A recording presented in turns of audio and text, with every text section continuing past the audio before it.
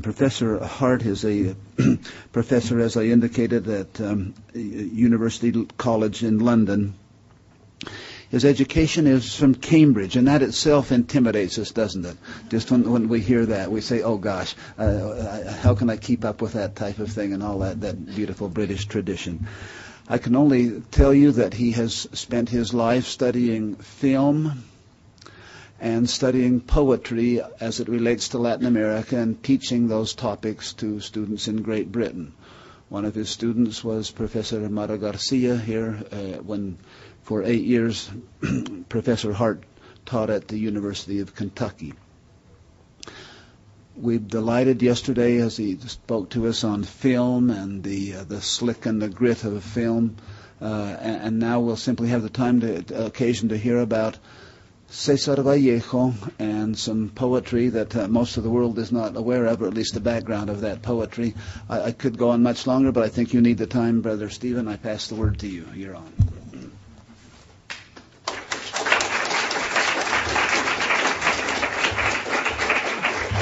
Thanks very much to Ted Lyon and also to Mara Garcia for I'd like to express that, and also for the plaque that will have a pride of place on my wall. And thanks to all of you for coming here today. What I want to do is to talk for about 30 minutes or 35 minutes. Then I want to show a little documentary on Cesar Vallejo. And then if we've got time for any questions, hopefully you will have before you the handout that I prepared. What I want to do is I'll be arguing today that when Cesar Vallejo died in the spring of 1938, his story was only half told. It was at that point at which Georgette, his wife, found a stack of unpublished poems under his bed in the hospital, and I argue that was the point, really, that the real drama of Vallejo's life began. There were already indications, of course, that Cesar Vallejo was not all that he seemed. The first mystery was the manner of his death, and to this day nobody knows what he died of. Dr. Lemierre said to Georgette, "Tous les organes sont neufs. Je crois que cet homme meurt, mais je ne sais pas de quoi." There have been a number of theories. So he wasn't a very good doctor. I would have preferred not to have a doctor like him, actually, to be honest.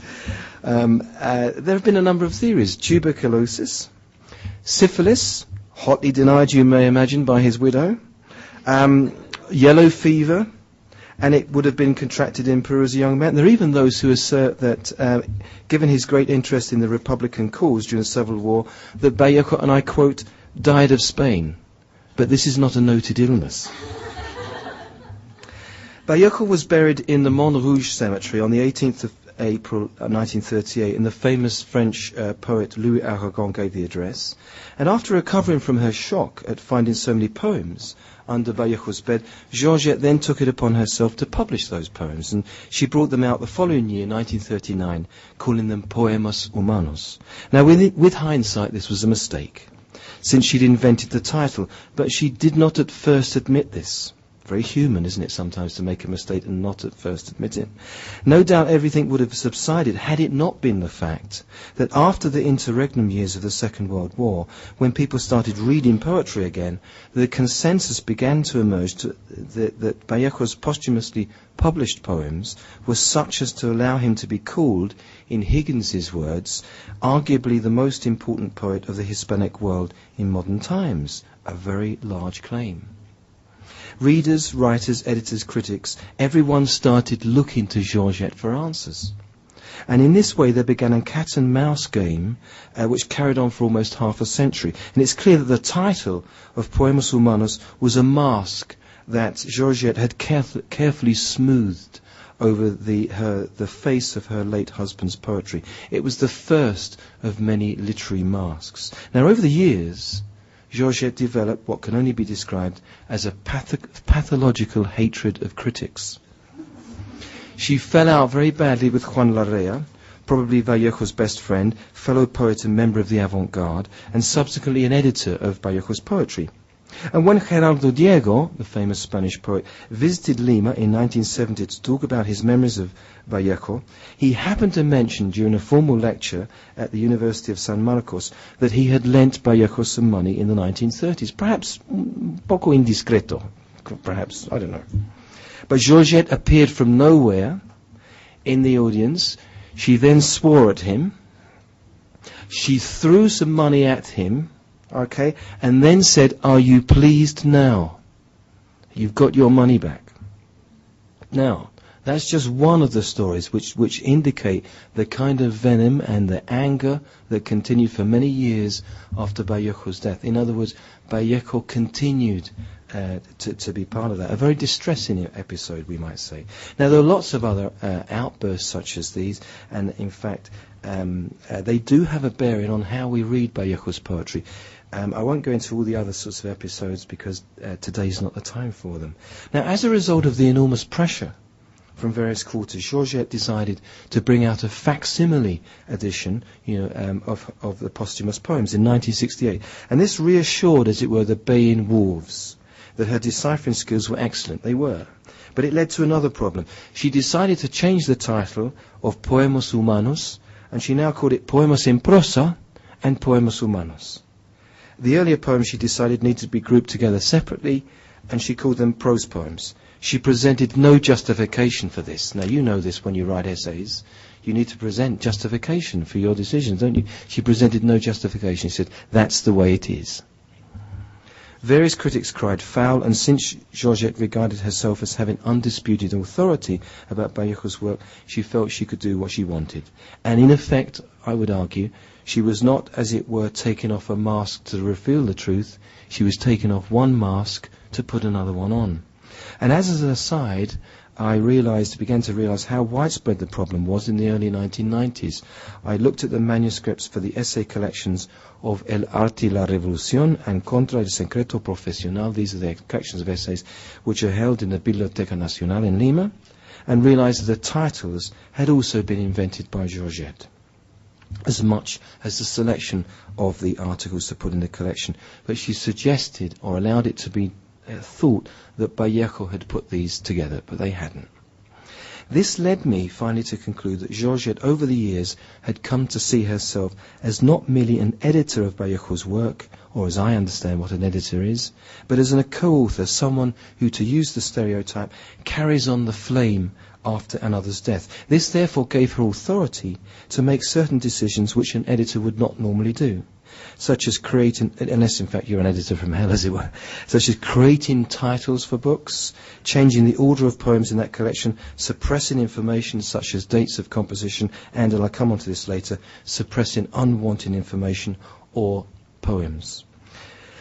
Now, Vallejo's confessional poetry provides some insight on the thought process behind her decisions. She published a collection of poems called, remarkably for least anyway, Masque de Chaux, in 1977, and I was given a copy of this 1997 reprint in 2003. Now, they're quite interesting poems. They're not brilliant poems, but they do suggest Georgette's keenness to put her stamp on Vallejo's life and work. And they are also evident in the words that she put on the place of honor on Vallejo's tomb in the Montparnasse cemetery. If you go and visit it, you will see the words "J'ai tant neigé pour que tu dormes." And I went there with a friend. He said, "Well, what poem's that from then? You're the great expert. What they're from?" And I thought, I don't know. I don't know where that comes from. And then afterwards, and now I know, they come from Vallejo, from Georgette's, not from Vallejo's. It's more normal, isn't it, to have some poems from the poet himself, but we've got her actual poem. And I just read the poem. It says, Toi, ma vie, toi, mon malheur, toute femme éternellement berce un enfant, j'ai tant neigé pour que tu dormes. It's in the middle of that poem. J'ai tant neigé, I've snowed so much, well, it's difficult to know what that means, but I've snowed so much so that you could sleep. Now, in this poem, Georgette portrays herself as a mother cradling Vallejo in her arms, and she presents herself as creating, as it were, a protective wrap around him. So that's a kind of comforting image, I think.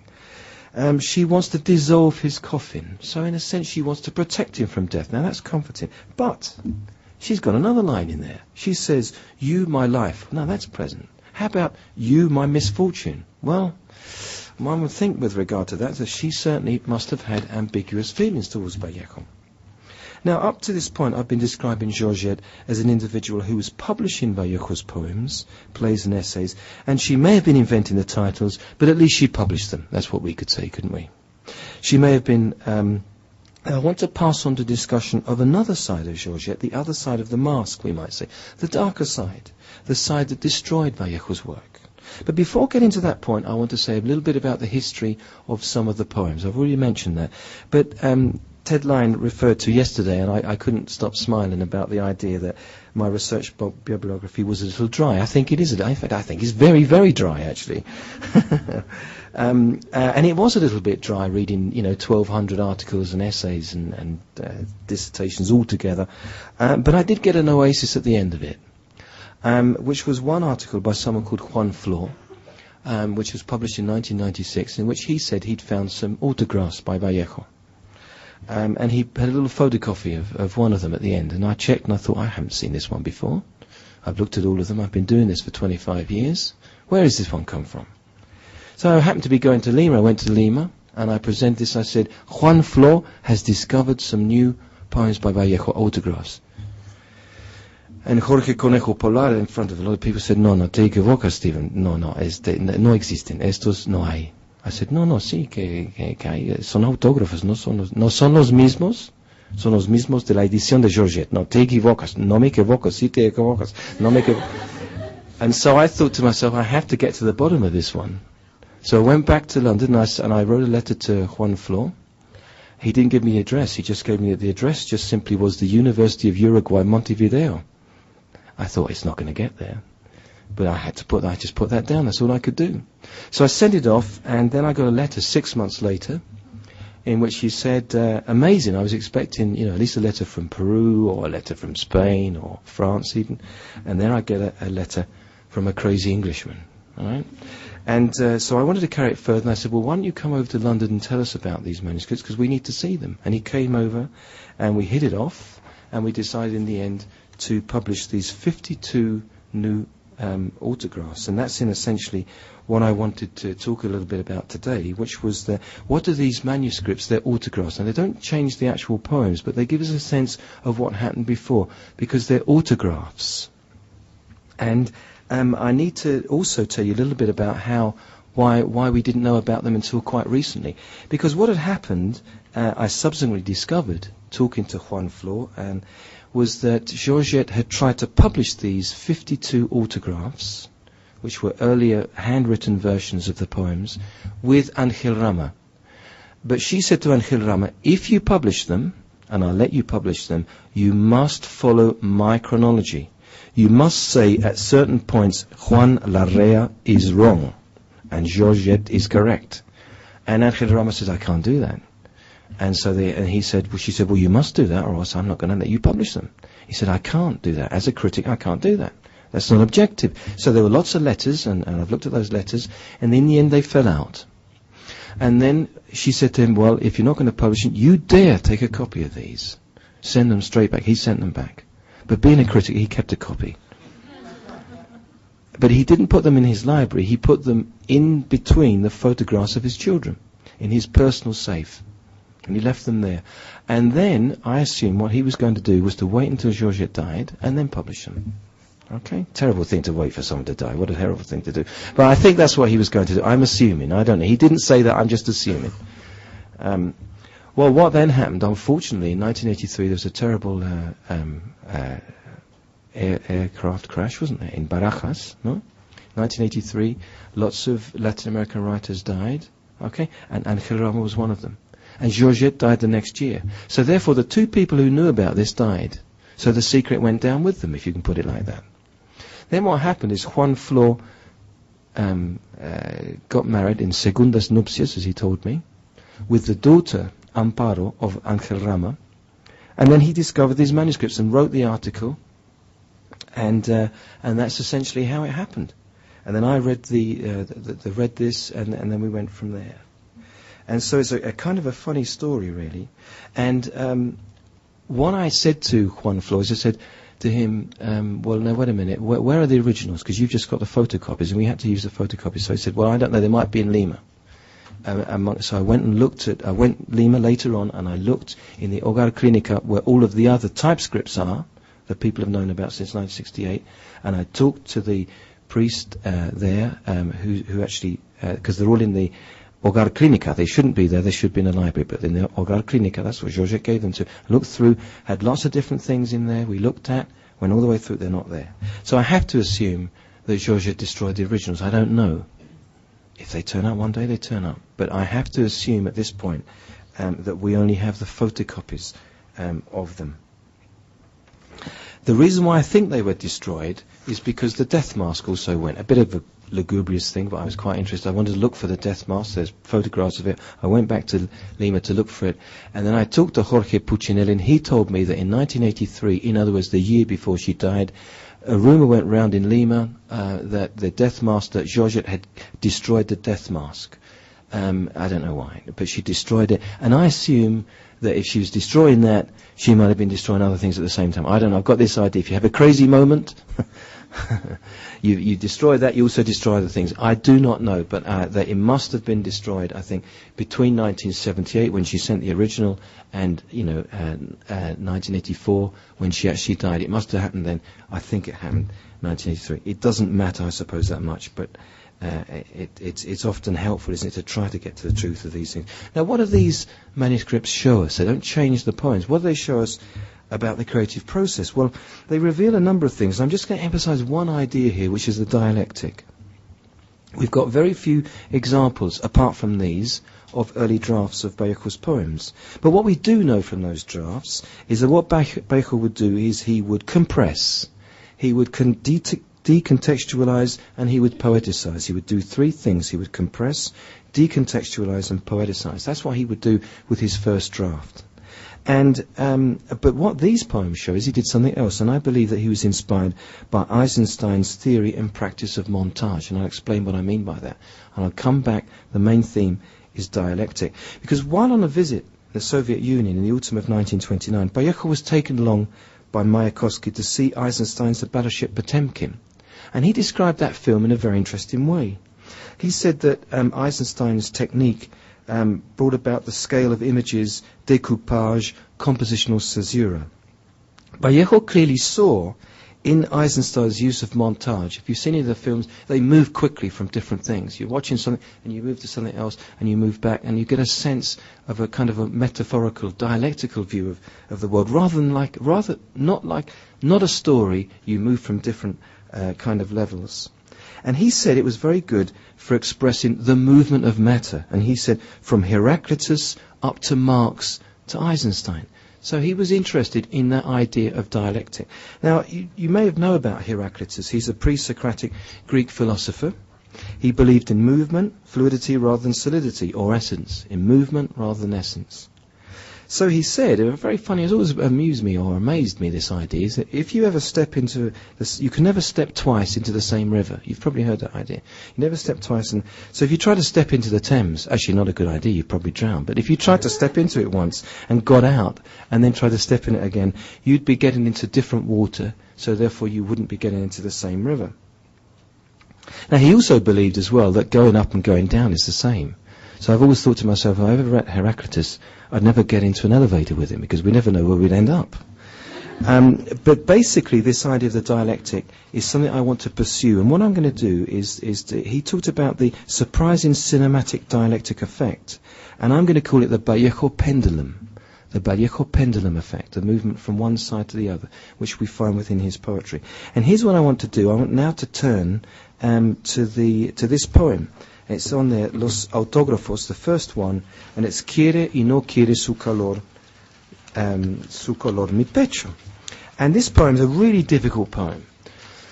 I could always tell sometimes when people had really read this poem, I would say, let's read this poem for next Monday, and I would get the students to read it, and I would tell who'd read the poem by the looks on students' face on Monday. Because the ones who hadn't read it, all looking quite happy, looking around, it was a happy day. The people who'd read it looked thoughtful, pensive, and what did this poem mean? And they had their problems, etc. So I knew which ones immediately had read it. I'm not going to go through it and tell you exactly what it means, because I don't really know, but I'll tell you what I think it means. In general, I think it means it's when you're caught between two options, and I think we all have that in life sometimes, don't we? And I think they're as follows. They're big options. I want to live, I want to die. I'm torn between good and evil. I'm divided between communism and capitalism. I'm torn between being a philosopher and an animal.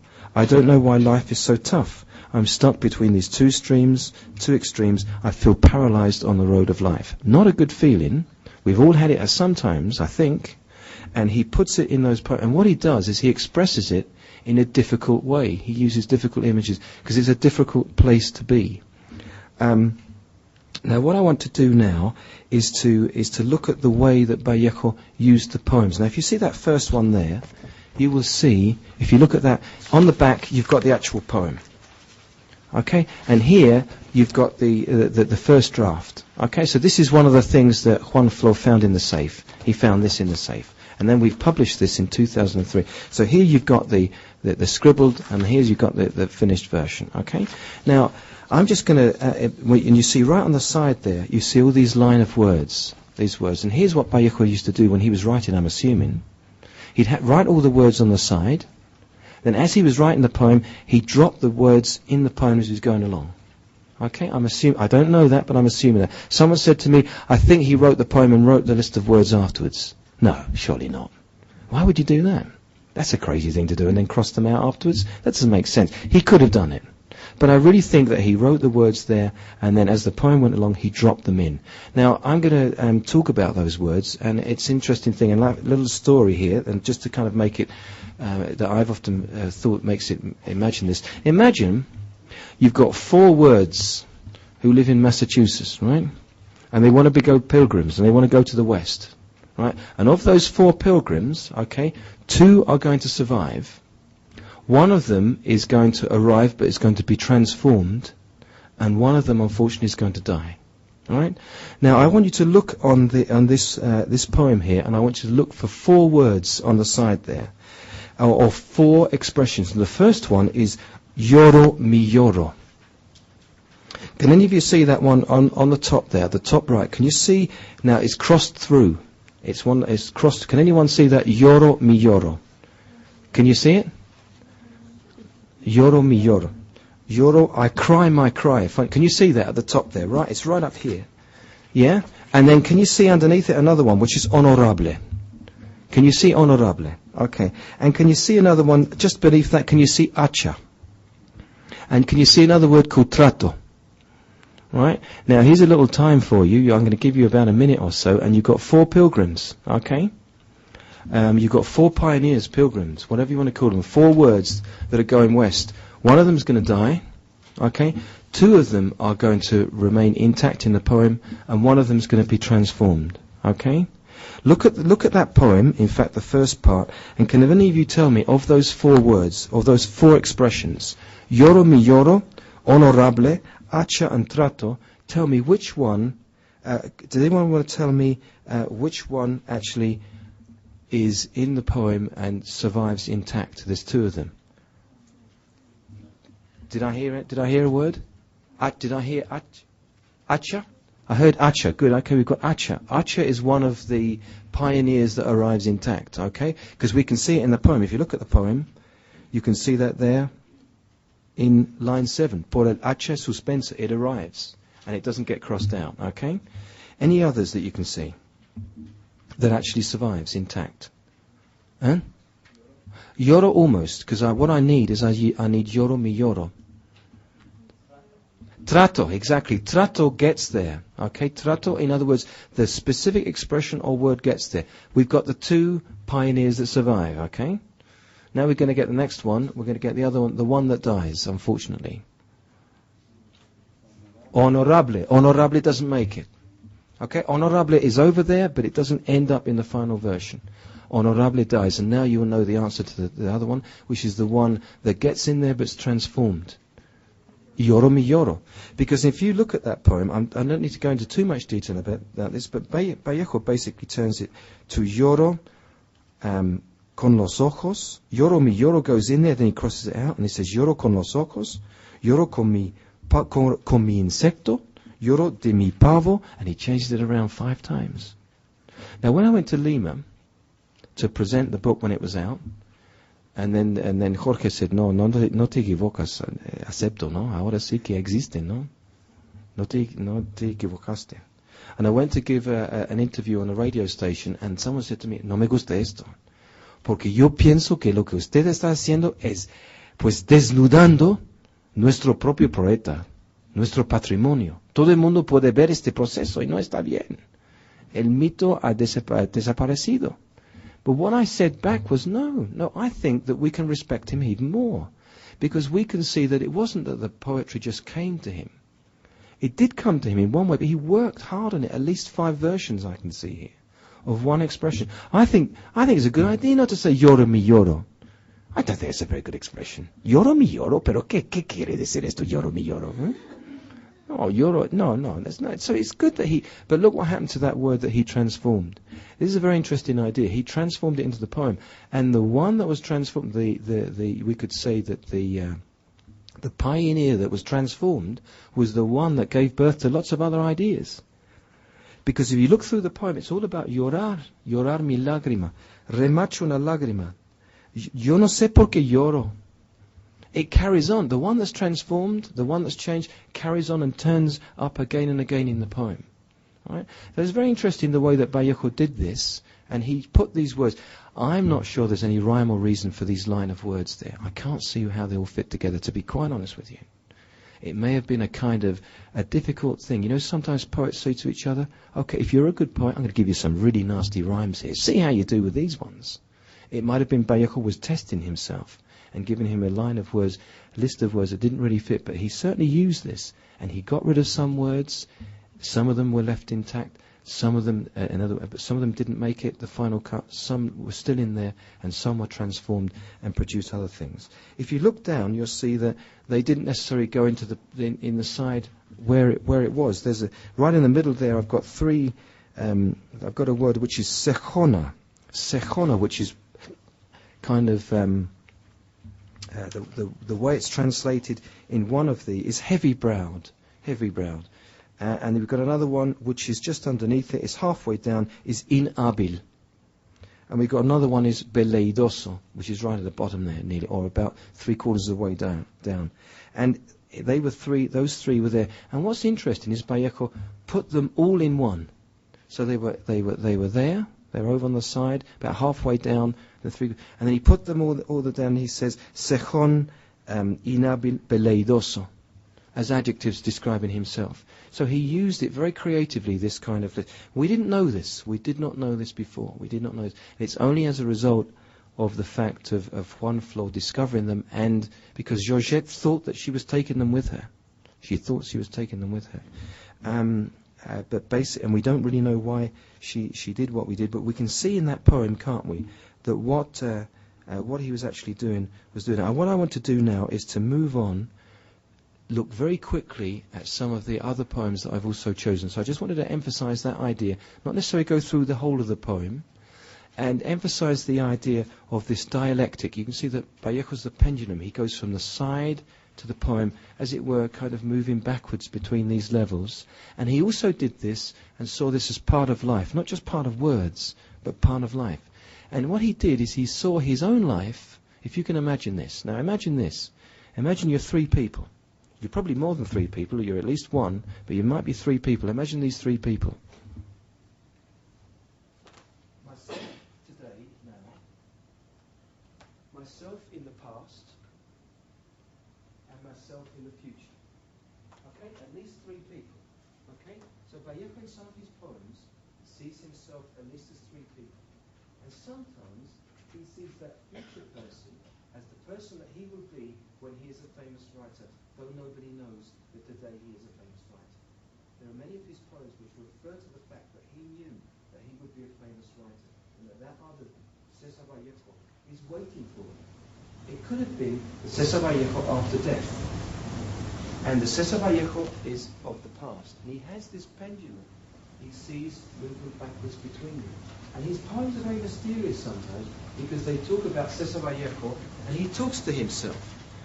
And it could be talking in the mirror, but in some ways he's also talking to that future Cesar Vallejo and the past Cesar Vallejo.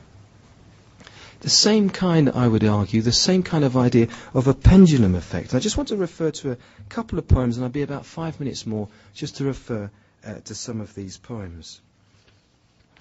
Over the page, you'll see he's got a lovely poem, Elio es el lugar donde me pongo.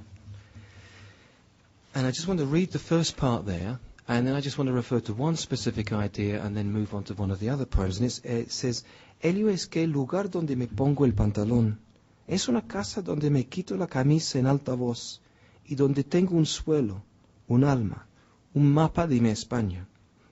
Ahora mismo hablaba de mí conmigo y ponía sobre un pequeño libro un pan tremendo y he luego hecho el traslado. He trasladado, queriendo canturrear un poco, el lado derecho de la vida al lado izquierdo. Más tarde me he lavado todo el vientre briosa dignamente. He dado vuelto a ver lo que se ensucia, he raspado lo que me lleva tan cerca y he ordenado bien el mapa que cabeceaba o lloraba, no lo sé. Normally we say it's a bit mad if you talk to yourself too much. Now, if you study foreign languages, you have to talk to yourself, don't you? You have to practice those verbs. You have to do that. You have to talk to you. You have to be mad. No, not really. But the idea here, the idea here is that he says, isn't he? Hablaba de mí conmigo. So in other words, I was talking about myself with myself. So there's two. I was talking to myself about myself. So there's three, I think, at least in that, isn't it? And then he's got el lado izquierdo con el lado derecho. In other words, that movement in life backwards between different sides. Okay, so he's got the same basic idea. And I think in a later poem we can see what he means by these different kind of examples of Cesar Vallejo. Later on in the poem he says, mi casa por desgracia es una casa, un suelo por ventura donde vive con su inscripción mi cucharita amada, mi querido esqueleto ya sin letras. Okay, now we know he's talking about himself in the future, his skeleton. He's the ya sin letras, because at the moment, tiene letras. He is writing, but then when he's dead, he won't have letras. Ya sin letras. So he's thinking, he must be thinking about him. It's a very lugubrious idea, but thinking about himself. That future, Cesar Vallejo, ya sin letras. It's ironic, because he will have letras. Cesar Vallejo still has letras. But you see the way he splits up those different senses of who he is. I'm going to move on to another poem, one of his most famous poems. And I think it's famous because he talks about that past self and the future self. Piedra Negras sobre Piedra Blanca, a wonderful poem in which Vallejo talks about himself. One of his friends, Juan Larrea, took a photograph of himself. And he was just sort of on it. And you might have seen the photograph itself. And we'll actually, I think it's in the, we've got it in the documentary. But basically we have Vallejo just standing against a stone. And his friend said to him, you know, the way you kind of stand in there, and you look like you're stone. And he said, yeah, I am stone. Because you know, for the Incas, stone is very important. Stone is alive. You know, it must be alive, because you know the Incas used to say to the stones, we need to get you to the top of this hill, so become less weighty. And they would say to them in Quechua, do that. And some of their plays and some of their rituals are telling stones to be lighter. Now, you can't say that to something that doesn't have any kind of thoughts. You wouldn't say that to a stone unless you thought the stone could do something for you. Because stone actually houses us, and therefore is sacred in that sense was for the Incas. So in a sense, stones are not just inanimate, and so he plays on that idea. So it does have a very Incan sense as well, in a very deep way, not an obvious kind of condor and little flute pipes kind of way, but a deeper kind of Inca sense. Me moriré en París con aguacero, un día del cual tengo ya recuerdo. Me moriré en París y no me corro, tal vez un jueves, como de hoy de otoño. Jueves será porque hoy jueves que proso estos versos. Los humos me he puesto la mala y jamás como hoy me he vuelto con todo mi camino a verme solo. Cesar Vallejo ha muerto, le pegaban todos sin que él les haga nada. Le daban duro con un palo y duro también con una soga. Son testigos los días jueves y los días húmedos, la soledad, la lluvia, los caminos. A funny thing about this poem, of course, is that it's one of his most famous. He recalls the premonition while he was still in Peru, and in 1920, that one day he would die in Paris. So he's in Peru, and he has a dream that one day he would die. He was in Antonio Rego's house, and he saw himself lying in a bed in a hospital, surrounded by people he didn't recognize, and a young woman that he didn't know at the time. And an easy speculation, and Georgette said that it was her, although we can't actually go back and see what it was. She said, yeah, that he did see me. But the funny thing about the poem is he says, of day of which I already have a memory. So he's therefore remembering his past and talking about his future. There are 3 Vallejos, at least in that poem, and we know that he's talking about that because he says, Cesar Vallejo ha muerto. You cannot say that about yourself. You cannot say that about yourself unless you're over there somewhere. You cannot write about yourself in that way, about Cesar Vallejo. You say, no me siento muy bien, or estoy teniendo muchos problemas, no sé lo que va a pasar esta tarde. And we know there's some problems, but you can't say Cesar Vallejo ha muerto. So this line is a very, very important line in which he is somehow moving into a different position. The interesting thing as well, people are always disappointed with this poem. They say, I don't like this poem. I say, why not? Well, he had this dream, but he was wrong. What do you mean he was wrong? Well, he didn't die on a Thursday. He died on a Friday. You say, but it's better. He died on Good Friday. That makes him, that's nice. That makes him very mythical or very, I say, yeah, I know, but I still missed the Thursday. Why didn't he get that right? Well, in a funny way, he perhaps did get it right. Do you ever feel sometimes, and I have jet lag, and I'm kind of on British time at the moment, sometimes you have your own time inside, your own clock inside you. Well, on that particular day at 9:28 a.m. in Paris, okay, as you know, the time's a bit ahead, isn't it? And there is an idea in Peru, and certainly in other countries, that until the dawn comes, it's not really the day. So at that particular point, funnily enough, he did die on a Friday in Paris, but if he was a Peruvian and had Peruvian time, in a sense, he did die on a Thursday, because it was still actually the night, the day before the Friday, on that particular point in time. So in a funny, very odd, weird kind of way, if you believe he lived on Peruvian time in Paris, then in a sense, we can accept that he died on a Thursday, and that he was right. Just going to finish up with one poem, and then we want to see hopefully we have got time to do that. The poem is entitled Paris, Octubre. I'm just going to read that very quickly. And again, just this idea of Vallejo aware of himself leaving and somehow something of him staying behind. París, Octubre 1936. De todo esto yo soy el único que parte. De este banco me voy de mis calzones, de mi gran situación, de mis acciones, de mi número hendido parte a parte.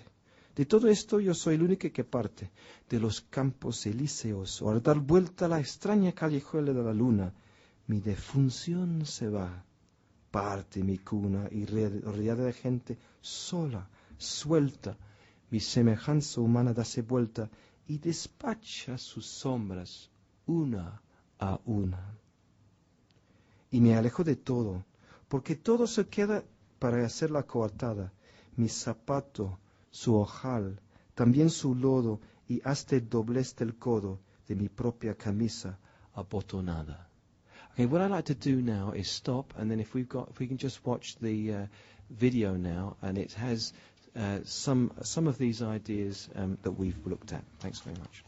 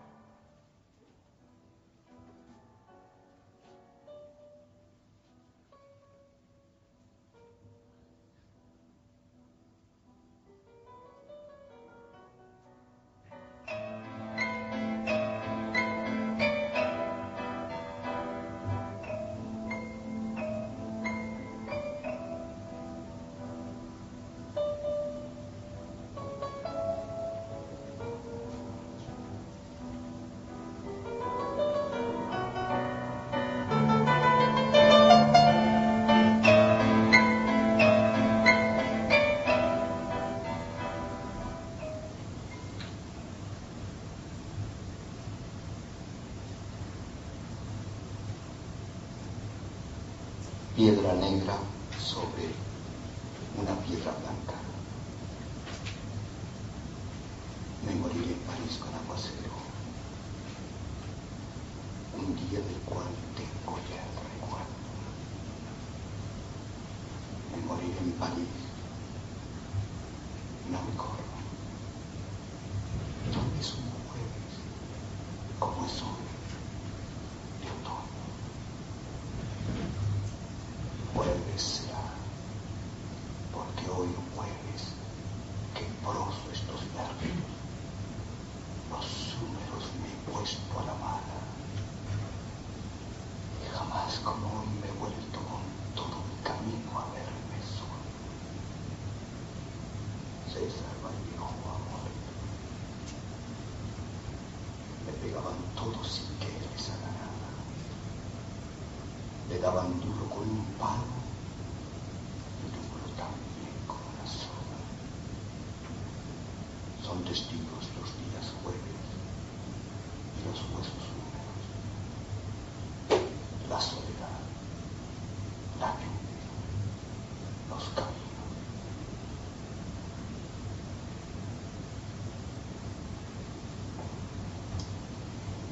París, octubre 1936.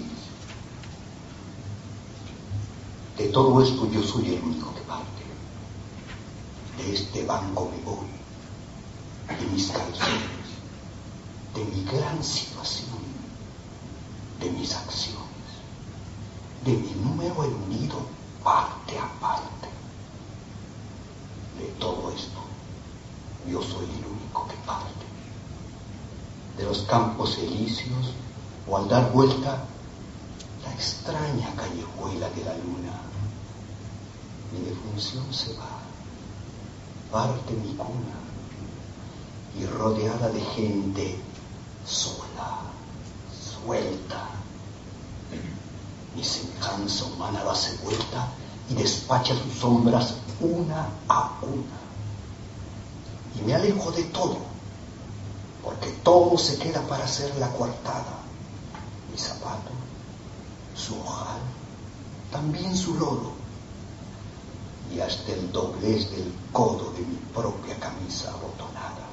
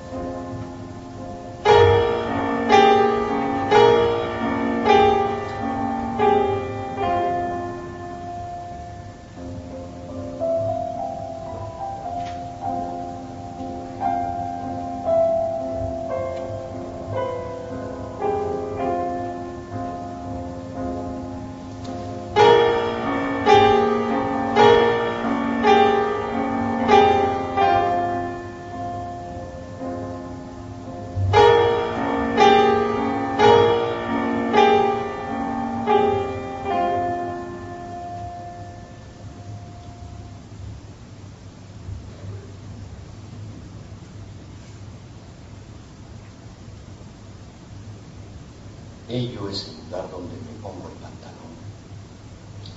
Es una casa donde me quito la camisa en voz alta, donde tengo un sueño, un alma, un mapa de mi España.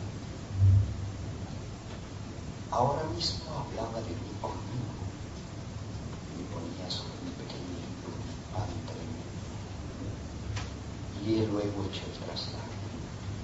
He trasladado, queriendo canturrear un poco el lado derecho de la vida al lado izquierdo.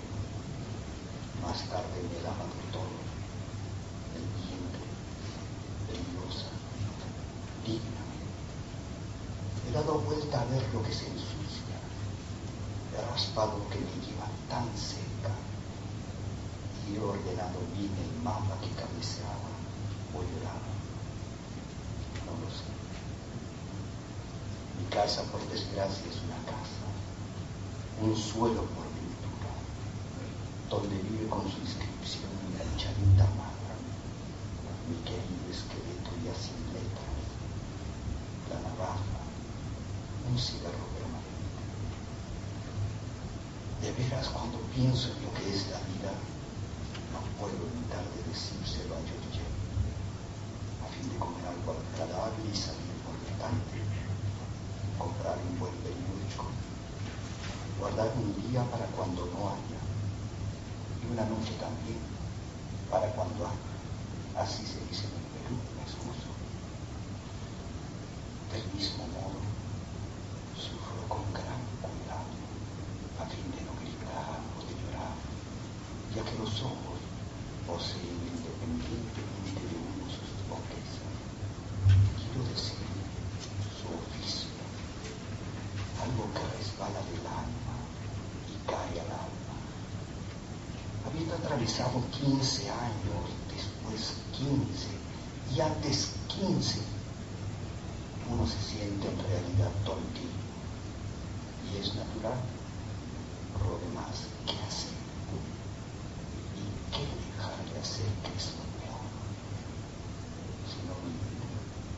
Sino llegar a ser lo que es uno entre millones de panes, entre miles de vinos, entre cientos de bocas, entre el sol y su rayo que es de vino, y entre la misa, el pan, el vino y mi alma.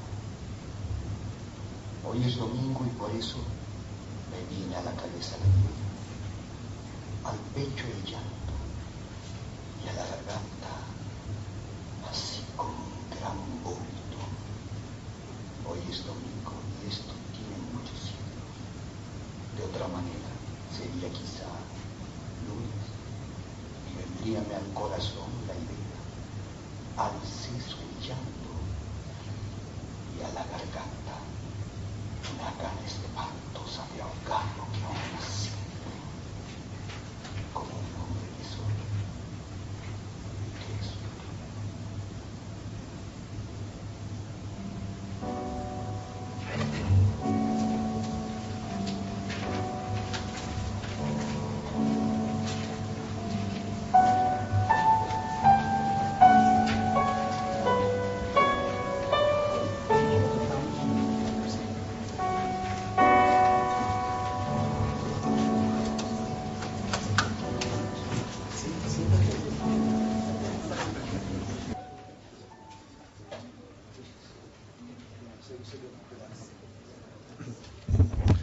Time is up. I'm sure many of you do have questions. Let's give our guest an applause as he deserves. Thank you very much.